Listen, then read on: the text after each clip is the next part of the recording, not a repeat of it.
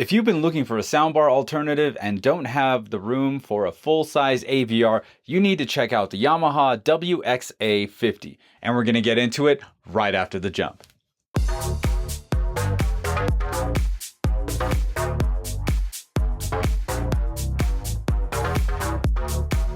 And I'm back. First things first, I'd like to thank Yamaha for sending this amplifier in for review.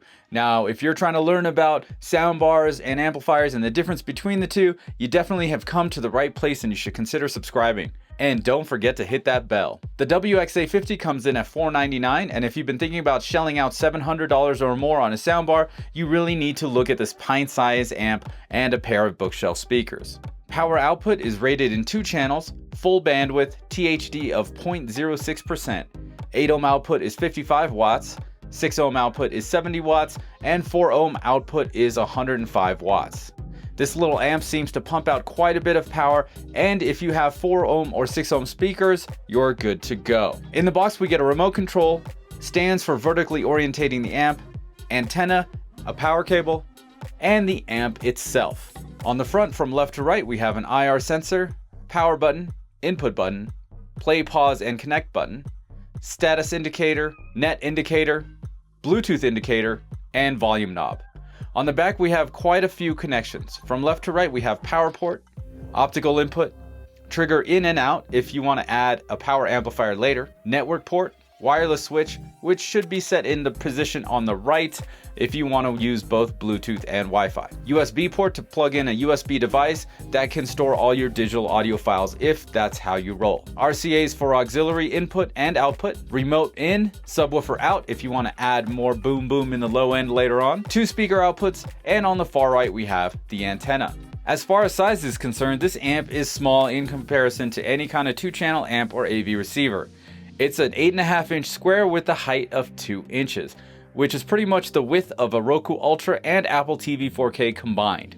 And as you can see, it's a lot smaller than an Xbox One X. In fact, this is where I placed the WXA-50 in my TV stand, right on top of the Xbox One X.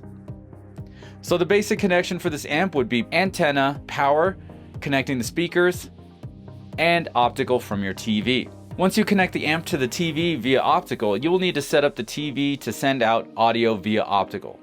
On my LG, I go into settings, scroll down to sound out.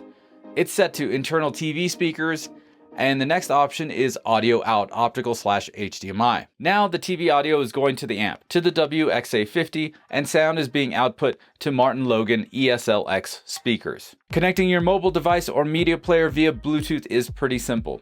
Go to Bluetooth settings in your device, wait for the WXA-50 to pop up, and tap to connect. Once connected, just go into an audio app like Spotify and you can see that it's connected to the WXA-50 and the audio will go to the amp just like you were connected to a basic Bluetooth speaker or soundbar. Alright, so as I said earlier in the video, if you're going to spend $700 or more on a soundbar, I suggest you get this amp with some bookshelf speakers. Now in the description down below, I have a link for this amp, the WXA-50 by Yamaha, and I'll have another link in the description for a pair of bookshelf speakers ranging from $250 to $500. Personally, I had this amplifier hooked up to 3 speakers. One was the Klipsch RP600M, the other was the Deftech D11, and currently it was hooked up to the Martin Logan ESL-X. Now those last 2 speakers, the Deftech and the Martin Logan, are pretty expensive. The Deftechs were $1,000 a pair, and the Martin Logans were like $4,000 for the pair. I know, it was a bit ridiculous, but I just wanted to check it out and see how it sounded.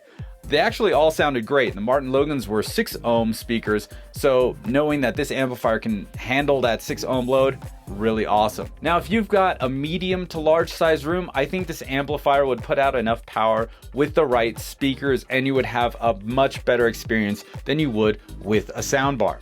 Specifically, I'm talking about the Klipsch RP600M. If you haven't seen my review on those speakers, check the link in the description and I'll put a card on top. If you're trying to keep it under $1,000, this Klipsch and Yamaha setup is probably going to be your best bet. Now, if you like that ELAC sound and you were thinking about getting a pair of Unify UB5s, this amp would match that perfectly. 105 watt output into those 4 ohm speakers, they are going to be pumping. So that's another option to look at. you're looking at $500 for those pair and $500 for the amplifier. But I know sometimes the ELACs go on like a massive sale and they get down to $349 for the pair as well. So definitely keep an eye out. One of the best parts about this amplifier is that it does come with a subwoofer output.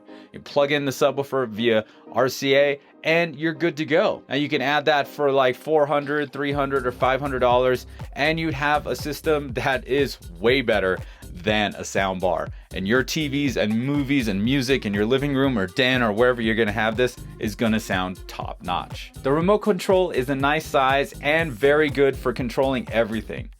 You can change inputs, volume, mute the audio. They give you 6 presets and transport controls for whatever you have connected via Bluetooth.